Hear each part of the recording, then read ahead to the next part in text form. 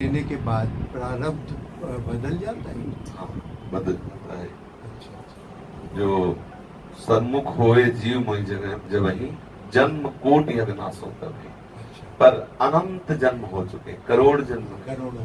अनंत जन्म हो चुके। जी। जब से सृष्टि हुई तब से आज तक शुभ और अशुभ कर्मों का पूर्ण भंडारा लगा हुआ है। जी जी। अगर हम भोग के काटना चाहें तो करोड़ों अरबों जन्म ले लें तो भी हम नहीं काट सकते। अच्छा। तो भगवान क्या करते हैं, अतिशय कृपा करके जब जीव शरणागत हो जाता है उसके वो जो संचित हैं उनको तो जला के राख कर दिया। जी जी। वो भंडारे में आग लगा दी, जो गोदाम है वो पूरा जल गया। जी अब जिस कर्मों के परिणाम स्वरूप इस शरीर की रचना हुई थी, जी। जी क्योंकि पहले हुई थी ना, जी। पूरा जन्म से लेकर मरण तक का पूरा हिसाब फिट हो चुका है इसका। जी। वो तो हमें दिखाई देगा, लेकिन वो पहले से फिट है कि इतनी अवस्था में ये घटना घटेगी, इतनी अवस्था में ऐसा होगा, सिर्फ भजन को छोड़ के। जी जी। शुभ अशुभ कर्मों का फल पहले से निश्चित है। जी। अब वो जो प्रारब्ध आ रहा है, अब उसे रोक करके, कम करके और कृपा करके उसे भुगता देते हैं जीव को। अच्छा। और जो ना भोगना चाहे जी। तो भजन में इतनी भी ताकत है कि उस प्रारब्ध को भी ध्वंस कर दे। पर शरणागत ये नहीं चाहता। शरणागत चाहता है कि जिसमें आप मिले जी। वो बात मेरे हृदय में रहे, भले आप हमें दुख दे दे। जी जी। शरणागतों की लालसा होती है जी। कि आप चाहे जितना हमें दुख दे लेकिन आपका भजन न छूटे और आपकी प्राप्ति हो, ऐसी दया करते हैं। बकाया भजन में इतनी सामर्थ्य को प्रारब्ध को नष्ट कर सकता है। भावी मेट सके थे पुरारी, ऐसा आया है। विधि के द्वारा जो लिखित अंक है वो भजन की ताकत है कि उसको मिटा देगा, तभी तो जीवन मुक्त होता है। अगर वो ना मिट रहे तो कल्याण हो ही नहीं, समझो। तो अब क्या है कि जो शरीर रच गया, जैसे अब हमें है कि इस दिन में ये कष्ट भोगना है, हाँ हाँ। तो हमारी कोई आकांक्षा नहीं कि वो कष्ट हमारे पास ना आवे। अच्छा। आवे कष्ट, लेकिन प्रिया जो आपकी याद न भूले, आप संभाले रहना कि मैं उस कष्ट में डूबकर कहीं आपको भूल न जाऊं, ये मांग रहे थे। तो इसलिए ज्यादा प्रारब्ध की तरफ दृष्टि नहीं रहती, प्रभु से सहज में करके भुगा देते हैं। जैसे माधोदास बाबा जी जगन्नाथपुरी में थे, एक बार उनको बार बार शौच होने का रोग लगा। तो अब 2-4 शौच के बाद वृद्ध शरीर शिथिल हो गया, तो बार बार शौच किए उसी में पड़े थे। जब होश आया तो देखा कि 14 वर्ष का बालक पीताम्बर बांधे हुए और नई लंगोटियां फैला उनको पहना रहा है, और मल भरी लंगोटी समुद्र से धो धो के टांग रहा है। तो सोचा कुछ गरीब अकिंचन का कौन हो सकता है। तो जब देखा तो कमल ने, चाहे जितना छुपे आग छुपती थोड़ी है, दूर से समझ गए, अरे मेरे प्रभु जगन्नाथ जी। कहा जय जय, आप मेरी लंगोटी वो भी सोच भरी।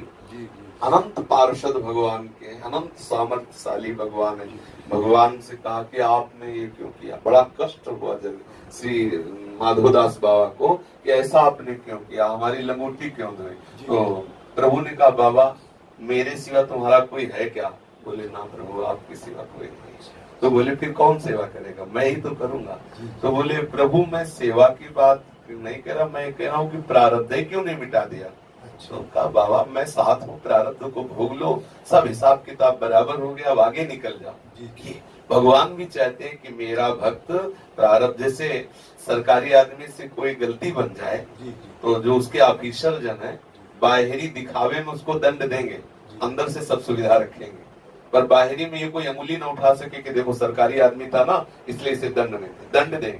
ऐसे ही जो हमसे गलतियां हो गई हैं बहुत प्यार दुलार से प्रभु से निपाट देते हैं। जैसे माँ है ना, जब देखेगी कि बच्चा फंस गया पीटने वाला है तो दौड़ के आगे आ जाएगी और उसके पीटने के पहले स्वयं पीटने का नाटक करेगी, ऐसे थप्पड़ उठाएगी और नजदीक धीरे से लगेगा, खूब हल्ला मचाएगी और कि बहुत पीठ। ऐसे ही हरि करते हैं अपने जनों से कि वो जो आया हुआ शुभ प्रारब्ध है थोड़ी में निपाट देते हैं और अंदर उतना आनंद दे देते हैं कि उसको प्रारब्ध का पता ही नहीं चलता। पर यदि कोई चाहे तो प्रारब्ध का नाश हो सकता है। भजन में इतनी सामर्थ्य है। अपने प्रारब्ध की तो बात जाने दो, जिसको चाहे उसके प्रारब्ध का नाश कर सकता है। भजन में बड़ी सामर्थ्य है। एक संत हमारे यहाँ थे, तो एक भगत जी आते थे और गरीब घर के थे, तो उनको कैंसर गले में हो गया था। बार बार स्वामी जी कैंसर हो गया है गले। बोले है हम डॉक्टर है क्या। नहीं स्वामी, तो सुबह सुबह कुल्ला कर रहे थे। उनका स्वामी जी अब आप कृपा करो कैंसर हो गया। तो ऐसे कुल्ला करते थूक दिया ऊपर, रोज चला आता कैंसर हो गया, कैंसर। भजन में विघ्न पहुंचे, ठीक हो गया कैंसर। वो थूक दिया ऊपर ना, उनका थूक गिरा जा करके तो प्रारब्ध का नाश हो, दूसरे का प्रारब्ध नाश कर दे। भगवान के भक्तों में और भगवान के भजन में अपार सामर्थ्य। पर इस नाशवंत शरीर के लिए हम भजन का प्रयोग करें, ये तो छूटेगा आज नहीं तो कल।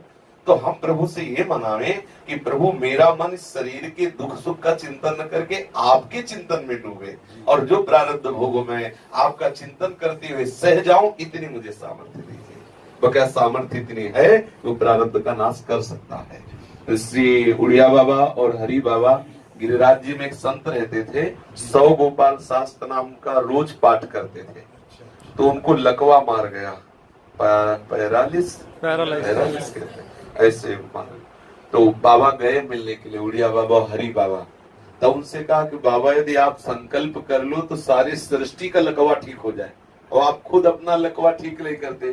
तब उन्होंने कहा कि बाबा क्यों मजाक करते हो, ब्रह्मास्त्र का प्रयोग मच्छर मारने के लिए नहीं किया जाता, भगवान नाम का प्रयोग इस तुच्छ शरीर के लिए नहीं नहीं नहीं। ये है भक्ति का प्रभाव, शरीर से संबंध खत्म हो गया, अभी अपना भोग ले। इसीलिए बड़े बड़े संतों के शरीर में भी कष्ट देखे जाते हैं, वो उसकी परवाह नहीं करते, क्योंकि प्रभु अंदर से बहुत दुलार करते हैं। उनके दुलार के आगे बाहरी कष्ट की क्या गणना।